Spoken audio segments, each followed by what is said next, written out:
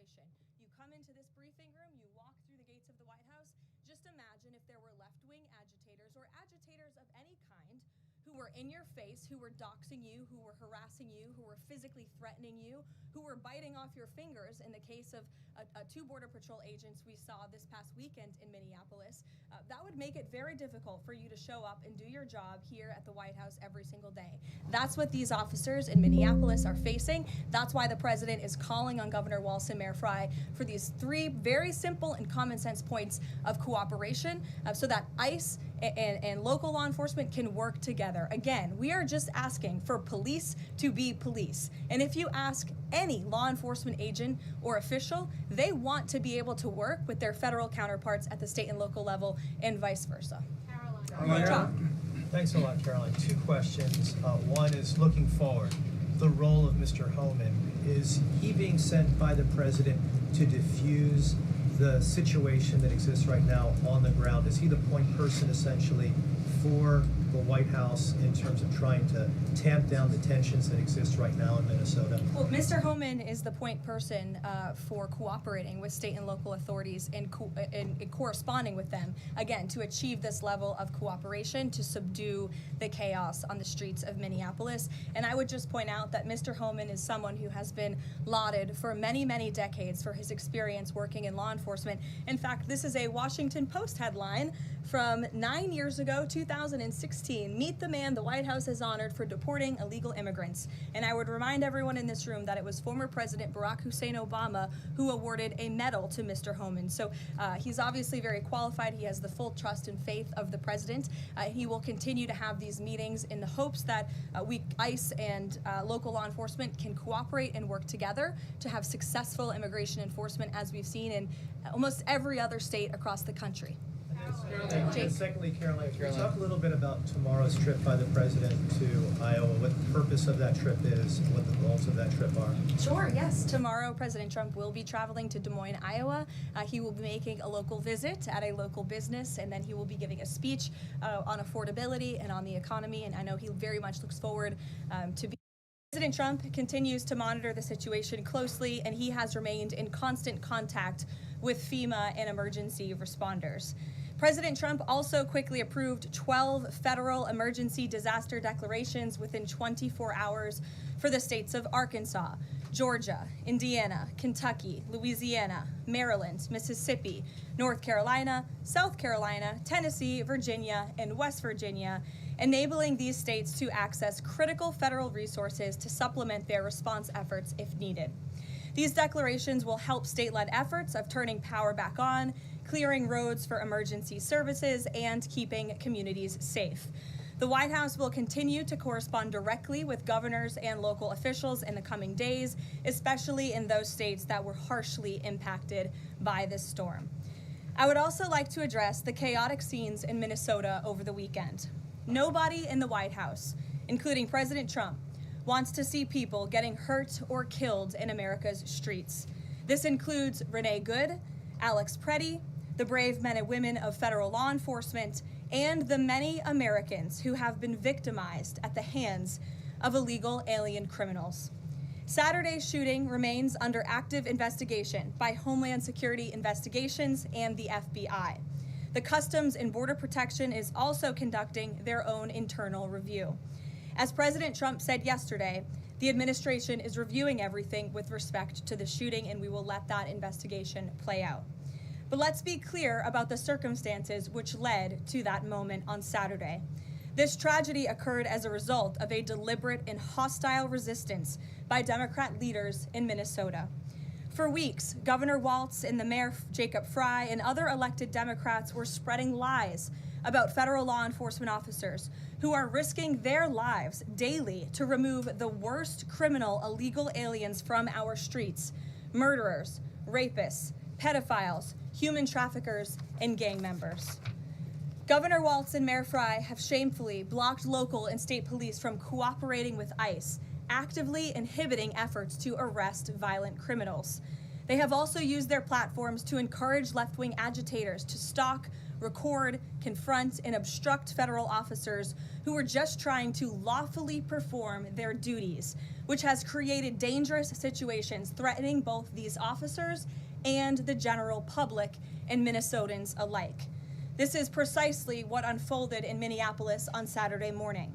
Obstructing federal law enforcement and inciting violence against officers is wrong and illegal. This used to be a universally accepted position in the United States. Amid the hysteria, we must remember how we got here to this moment today and what this Democrat opposition is about.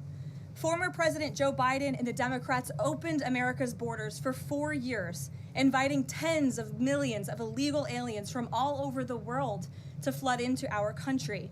Among them, violent criminals who terrorized American communities and have inflicted devastating, permanent pain and harm on law-abiding Americans and their families. Yet we never saw outrage from Democrats or their allies in the liberal media over these horrifying crimes against U.S. citizens. The pain of American angel families was ignored and dismissed because it undermined the Democrat narrative. Innocent Americans like Jocelyn Nungray, Laken Riley, and Rachel Morin are just a few of the many victims savagely murdered by illegal alien criminals. Earlier this month, an illegal alien from Mexico with a long criminal history who came into our country under Joe Biden's administration threw a baseball-sized stone at a school bus carrying children in New Jersey and fractured the skull of an 8-year-old innocent child. President Trump promised accountability to these American families by securing the border, deporting every illegal alien who has committed crimes, especially and most importantly, violent crimes. Nearly 80 million Americans voted for him to deliver on that very promise, and he is. As the duly elected president, the president is fulfilling the will of the people by arresting and removing these threats from our country in cities from Los Angeles to New York, and yes, Minneapolis. Yet Democrat leaders in Minnesota with sanctuary city policies have actively defied federal immigration law and the will of the people. And as a result of that defiance, 2 Minnesotans have now tragically lost their lives on the streets of Tim Walz's state. It is President Trump's hope and wish and demand for the resistance and chaos to end today. That's why President Trump spoke with Governor Walz directly this morning, and he has outlined a clear and simple path to restoring law and order in Minnesota. Number 1, Governor Walz, Mayor Frey, and all Democrat leaders should turn over all criminal illegal aliens currently incarcerated in their prisons and jails to federal authorities, along with any illegal aliens with active warrants or known criminal histories for immediate deportation. Number 2, state and local law enforcement must agree to turn over all illegal aliens who are arrested by local police. And then thirdly, local police must assist federal law enforcement in apprehending and detaining illegal aliens who are wanted for crimes, especially violent crimes. If Governor Walz and Mayor Frey implement these common sense cooperative measures that I will add have already been implemented in nearly every single other state across the country, Customs and Border Patrol will not be needed to support ICE on the ground in Minnesota. ICE and local law enforcement can peacefully work together, as they are effectively doing in so many other states and jurisdictions. Additionally, President Trump is calling on the United States Congress to immediately pass legislation ending sanctuary cities once and for all. American cities should be safe sanctuaries for law-abiding citizens only, not for dangerous illegal alien criminals who broke our nation's laws and do not belong here. We hope Governor Walz will do the right thing and continue to work with President Trump to keep the American people safe following their call this morning. Americans overwhelmingly want exactly what President Trump is delivering: strong borders and strict immigration enforcement against the worst illegal aliens, of which there are still hundreds of thousands to deport from the interior of our country. The most peaceful way to carry out this vital public safety mission is for Republicans and Democrats to do it together, and for state and local law enforcement to work together with federal law enforcement. We want to let cops be cops. You wouldn't know this continues to be a very popular policy position from the biased media coverage over the course of the last few days. But polling shows huge support for this exact thing President Trump is calling for. More than 80% of Americans favor deporting illegal aliens convicted of violent crimes. A country unable to deport criminals who enter it illegally is no country at all. The open borders agenda of Kamala Harris, Tim Walz, and the Democrats was already on the ballot on November 5th, 2024, and it was resoundingly rejected. President Trump will never back down from his promise to deport violent criminal illegal aliens and make America safe again, and he welcomes all cooperation in that effort. With that, I will answer your questions. And Jordan Conradson, why don't you kick us off today? Thank you for being here. Thank you, Caroline. Jordan Conradson from Gateway Pundit. I have a few questions. First, with respect to the shooting in Minneapolis, we're seeing massive outrage from mainstream media and the left, but I'm just wondering, where was that outrage when Ashley Babbitt, an Air Force veteran, was executed by Capitol Police Officer Michael Byrd, who she posed no threat to in the U.S. Capitol? Well, you raised a very important point, which I also believed I just raised as well in those opening remarks, in that there has no doubt been selective outrage by the liberal biased media in picking and choosing victims and highlighting their stories. And as I've said, President Trump does not want any Americans to lose their lives in the streets of America and in American communities across the country. He believes what happened on Saturday is a tragedy, but every life is equal to President Trump, and that's why the lives of Laken Riley and Jocelyn Nungray continue to matter to him and be an utmost priority to him to this very day. And it's unfortunate that we did not see the same type of sensationalist media coverage over the tragic deaths of those innocent American women and girls across the country as we are in the wake of this tragedy that took place on Saturday. Gabe. Sure, go ahead. I want to get your response to this. The Arizona Attorney General, just days before this shooting in Minneapolis, she seemingly encouraged rioters to go out and shoot and kill ICE agents. And I'll quote her here. She said, "If you reasonably believe your life's in danger and you're in the house or in your car or on your property, you can defend yourself with lethal force." And she said that you can't tell if ICE agents are law enforcement or imposters, and it becomes an issue of whether you reasonably believe they were law enforcement. Do you have a response to that, and does the White House believe that she should be held accountable for these remarks? Such dangerous rhetoric, as I pointed out, is exactly what has brought us to this position today, where you have elected Democrat officials across the country who are encouraging left-wing agitators and crazy people to go out and unlawfully obstruct lawful immigration enforcement. Again, these brave men and women of ICE and Border Patrol and the federal enforcement are just trying to do their jobs to enforce our nation's immigration laws and to go after the worst of the worst in this country. I would encourage everyone in this room, and I would encourage the Arizona Attorney General to look at the video of an ICE agent in Minneapolis. He was approached by left-wing agitators who were honking their horns and were screaming slurs at him, and he rolled down his window and he said, "What are you doing? I am out here trying to catch a child predator, somebody who has convicted crimes against an innocent child, and you are trying to obstruct me from doing my job." This rhetoric against ICE, comparing them to Nazi Gestapo, Donald Trump's police force, is despicable, it is shameful, and it is precisely what has led to the escalation of tensions in Minneapolis and in other places across the country. Gabe, go ahead.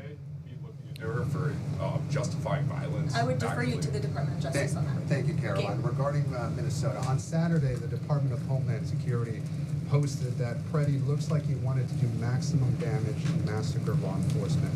Stephen Miller on Saturday posted that, or called Pretti a would-be assassin. Why did administration officials jump to conclusions before an investigation had even been conducted? Well, look, this has obviously been a very fluid and fast-moving situation throughout the weekend. As for President Trump, whom I speak for, he has said that he wants to let the investigation continue and let the facts lead in this case. With regards to the deployment of Tom Homan to Minneapolis, should the deployment of Mr. Homan to Minneapolis be seen as a sign that the president is dissatisfied with how the officials on the ground had handled the incident? No, Mr. Homan is doing an exceptional job, and he has been working with Secretary Noem and President Trump over the course of the last year. Secretary Noem still has the utmost confidence and trust of the President of the United States, and she's continuing to oversee the entire Department of Homeland Security and all of the immigration enforcement that's taking place across the whole entire country. Of course, Secretary Noem is also in charge of FEMA, and we are in the wake of a brutal winter storm where hundreds of thousands of Americans have been impacted by that. So Border Czar Homan is in a unique position to drop everything and go to Minnesota to continue having these productive conversations with state and local officials, and I know that he's catching a plane in just a few hours to do just that at the request of the President. Jennifer. On Saturday's shooting, has the President been briefed, and have you been briefed on specific details of the shooting? How many shots were fired? How many guns discharged? And I mean, did the protesters' gun go off, or only the officers' guns? Do you have any of those details?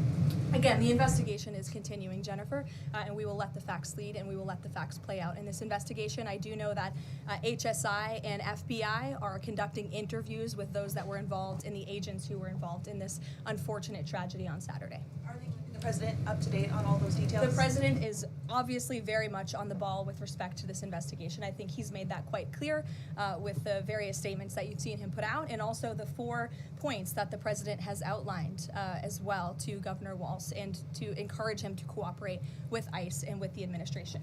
Mary. Thanks, Caroline. To follow on Gabe's question, Secretary Noem said Alex Pretti committed an act of domestic terrorism. Stephen Miller labeled Pretti a domestic terrorist. Does the President agree with them? Look, as I've said, I have not heard the President characterize Mr. Pretti in that way. However, I have heard the President say he wants to let the facts and the investigation lead itself. Was he alarmed to Danny. hear his top officials referring to him in that way, rushing to that judgment? Danny, go ahead. Thanks, Caroline. On Stephen Miller's comments, will Stephen Miller be apologising to the family of Alex Pretti for calling him, quotes, an assassin who tried to murder federal agents, despite the fact that, as you say, this is still under investigation? Look, again, this incident remains under investigation, and nobody here at the White House, including the President of the United States, wants to see Americans hurt or killed and losing their lives in American streets. And we mourn for the parents. As a mother myself, of course, I cannot imagine the loss of life, especially losing one's child. And that same empathy from the President goes for the parents of angel families, and parents of victims of illegal alien crime across our country as well, and that's exactly why the President continues to be wholeheartedly committed to deporting the worst of the worst criminals from our country. Why don't we go to the back? Kelly. Caroline, does the President believe that the killing, though, was a mistake? Has he expressed that at all? Again, the President has said, we have to review it, and this investigation needs to continue, and he's letting the facts of the investigation lead itself. Does he want the body camera footage to be released to the public? Now, that's not something I've heard the President commit to, so I won't do that from the podium. Sure. Caroline, how serious is the administration taking allegations that local and state officials in Minnesota are actively coordinating with demonstrators through encrypted or non-encrypted communications, as well as providing government resources to impede immigration enforcement operations? I'm sorry, Carrie, could you repeat your question? How serious is the administration taking allegations that local and state Minnesota officials are communicating with demonstrators to basically impede immigration officials? Well, we've definitely seen active organization amongst these left-wing groups, Carrie, and it is something that I know the FBI and the Department of Justice are looking into. Again, it is illegal to unlawfully obstruct lawful immigration enforcement in this country, and these agitators are making it nearly impossible for ICE to do their jobs and for federal law enforcement to carry out the will of the American people to deport the worst of the worst. I would just encourage everyone to please imagine in this room, all of you come to the White House every day to report on the President of the United States and the administration. You come into this briefing room, you walk through the gates of the White House. Just imagine if there were left-wing agitators or agitators of any kind who were in your face, who were doxing you, who were harassing you, who were physically threatening you, who were biting off your fingers in the case of 2 Border Patrol agents we saw this past weekend in Minneapolis. That would make it very difficult for you to show up and do your job here at the White House every single day. That's what these officers in Minneapolis are facing. That's why the President is calling on Governor Walz and Mayor Frey for these 3 very simple and common sense points of cooperation so that ICE and local law enforcement can work together. Again, we are just asking for police to be police. And if you ask any law enforcement agent or official, they want to be able to work with their federal counterparts at the state and local level and vice versa. Caroline. Thanks a lot, Caroline. Two questions. One is looking forward. The role of Mr. Homan, is he being sent by the president to diffuse the situation that exists right now on the ground? Is he the point person essentially for the White House in terms of trying to tamp down the tensions that exist right now in Minnesota? Well, Mr. Homan is the point person for cooperating with state and local authorities and corresponding with them, again, to achieve this level of cooperation to subdue the chaos on the streets of Minneapolis. And I would just point out that Mr. Homan is someone who has been lauded for many, many decades for his experience working in law enforcement. In fact, this is a Washington Post headline from 9 years ago, 2016. Meet the man the White House has honored for deporting illegal immigrants. And I would remind everyone in this room that it was former President Barack Hussein Obama who awarded a medal to Mr. Homan. So he's obviously very qualified. He has the full trust and faith of the president.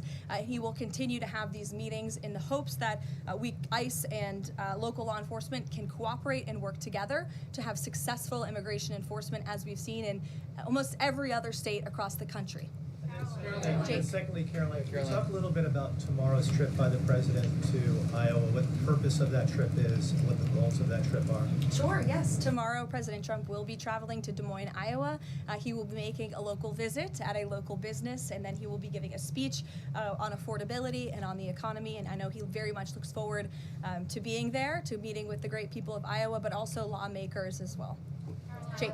Caroline, a couple quick questions. First, does the president remain fully confident in Kristi Noem's ability to lead the DHS? Yes. And then just secondly, just on that Wall Street Journal reporting that we saw yesterday, the president said at some point that the immigration enforcement officers would leave Minneapolis. Did the Saturday killing of Alex Pretti expedite that withdrawal at all? To your first question, the answer is yes. He still has confidence and trust in Secretary Noem. To the second question, I would point you back to what I said earlier. If Governor Walz and Mayor Frey implement these common sense cooperative measures, CBP will no longer be needed to support ICE on the ground in Minnesota. ICE and local law enforcement will peacefully work together, as they are effectively doing in so many other states and jurisdictions, to remove violent criminals from American neighborhoods across the country. Did Walz ask the president to remove the immigration enforcement officers? He asked the president to scale down, and the president reiterated what the president put out in his statement yesterday and what I'm sharing with all of you as well. I would just add on this level of cooperation a few statistics that I think are very important. 7 of the top 10 safest cities in the United States cooperate with ICE. And we've seen historic turnaround in safety in cities that have chosen to cooperate with ICE, that are not just led by Republicans, but also look right here in Washington, D.C. We had a great level of cooperation with Mayor Bowser and the local government, and we have been able to remove thousands of illegal aliens from the District of Columbia, where you all live, so you can thank President Trump for that. The murder rate in Washington, D.C. has plummeted as a result. There were no riots, there were no protests, nobody was tragically killed as a result of that level of cooperation between federal and local authorities. And again, that's all the president is asking for in Minnesota. It's totally common sense. Jared, go ahead. Thank you. Caroline, in this process, you continue to describe the situation in Minneapolis as chaos. Was there any mistake made by Secretary Noem that led the president to send Mr. Homan there? I'm sorry, I don't understand your question. Did Secretary Noem make a mistake which led to... If she made any mistake that could lead the president to send Mr. Homan to Minneapolis? No, as I already mentioned, Mr. Homan has been working alongside Secretary Noem and for the president over the course of the last year. And again, he's uniquely positioned to hop on a flight to Minnesota today to continue this correspondence with state and local authorities, and that's what he's going to be doing. Fran. Caroline, is it the White House's position that Americans have the right to show up to these ICE operations and film, document, or protest the law enforcement actions? All Americans have a First Amendment constitutional right, of course, but Americans do not have a constitutional right to impede and obstruct lawful immigration enforcement operations. That is actually a crime, and it's something that we've seen taking place in the streets of Minneapolis, which again is leading to these dangerous circumstances that these federal law enforcement officers have been forced to work within. With respect to the call with Governor Walz this morning, the president described it as respectful. He said we seem to be on a similar wavelength, but you had strong criticism for the governor and the Minneapolis mayor, Jacob Frey, just now. So could you explain the difference in tone between what the president had said in his True Social post and I think some of the criticisms that you just levied from the podium?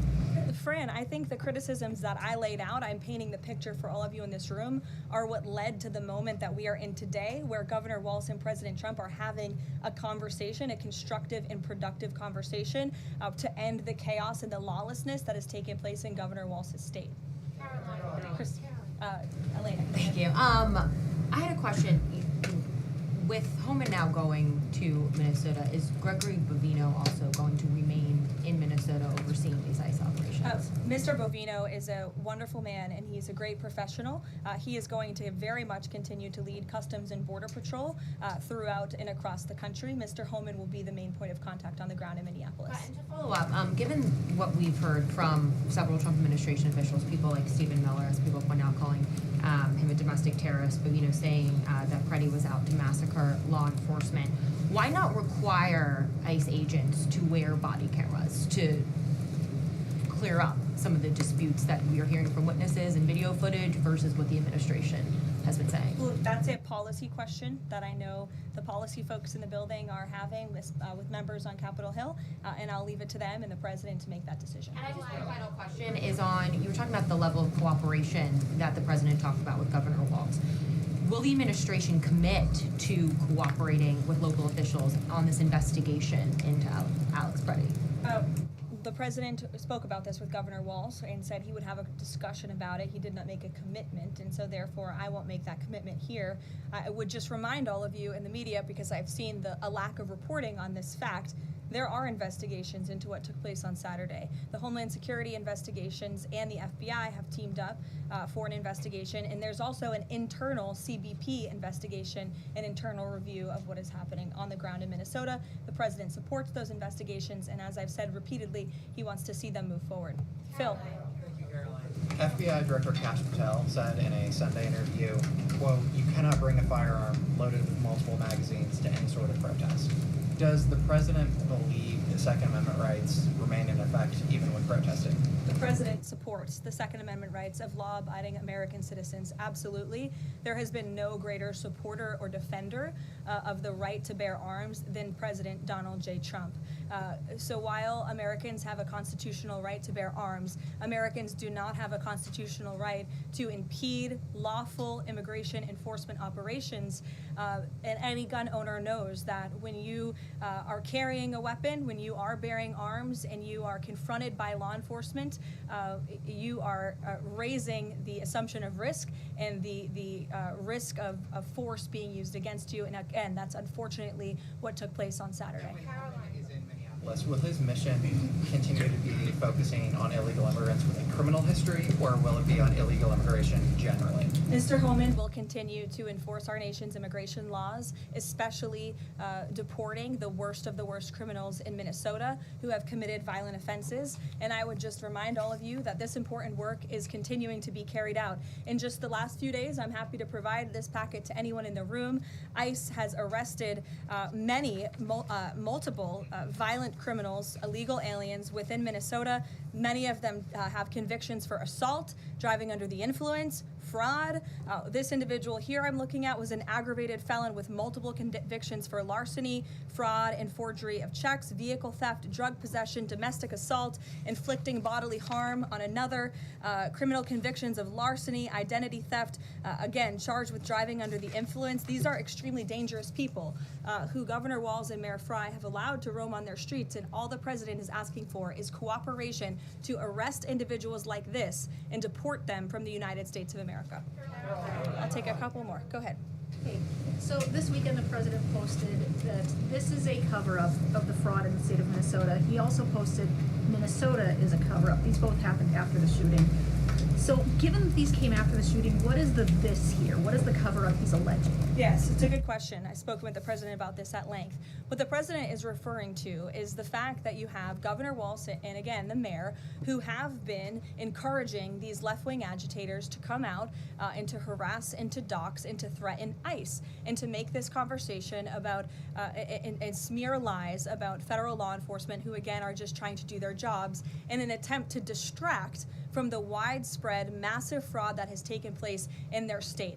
Billions and billions of dollars has been stolen from law-abiding taxpayers in Minnesota, and the administration continues to be very focused on getting to the bottom of it, and especially, and the president raised a good question over the weekend, with respect to Congresswoman Ilhan Omar, who now has a net worth within the millions, and one must ask themselves, why and how is that possible? Is she connected to the fraud rings that we have seen taking place within her state and her own district? It's a question the American people are raising, and the president believes it's one worth answering.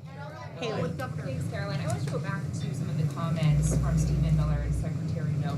You've made clear the president wants to see the investigation play out when answering some of the questions on the specific details. Is he concerned that some of those definitive statements made by other officials risks public perception of the credibility of those investigations now playing out? Again, the president believes that these investigations are credible, they are continuing, they are active, and he wants to let them play out. Alex. Caroline, thank you. Is the administration willing to separate DHS funding from other funding bills in order to avoid a broader shutdown? Look, at this point, the White House supports the bipartisan work that was done to advance the bipartisan appropriations package, and we want to see that passed.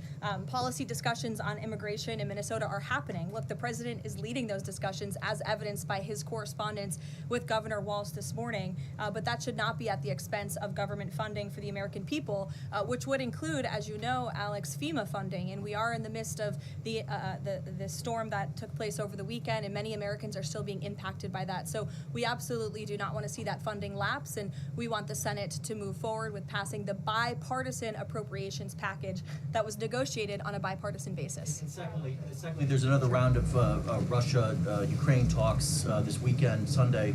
I wonder if you can walk us through with the president, how he'll be involved in that, if at all. We'll be talking to President Putin, President Zelensky ahead of those meetings. I'm not tracking any scheduled calls at this point in time. However, the president remains deeply involved, and of course he's being apprised by his advisors, namely Jared Kushner and Special Envoy Witkoff, on these talks. They had a multilateral meeting this past weekend, which didn't get a ton of coverage, but that was historic in nature, where the president's team has really brought two sides of this war to the table together to move the ball closer towards peace. So the president is not giving up on the peace process. He obviously just met with President Zelensky when we were in Davos, Switzerland, but I'm not tracking any calls scheduled for this week. On one more foreign policy point, I will point out, as you all saw, the last remaining body of the hostages, Israeli hostages in Gaza, has been returned. This is a huge foreign policy feat for the President of the United States, for the State of Israel, and frankly for the whole world.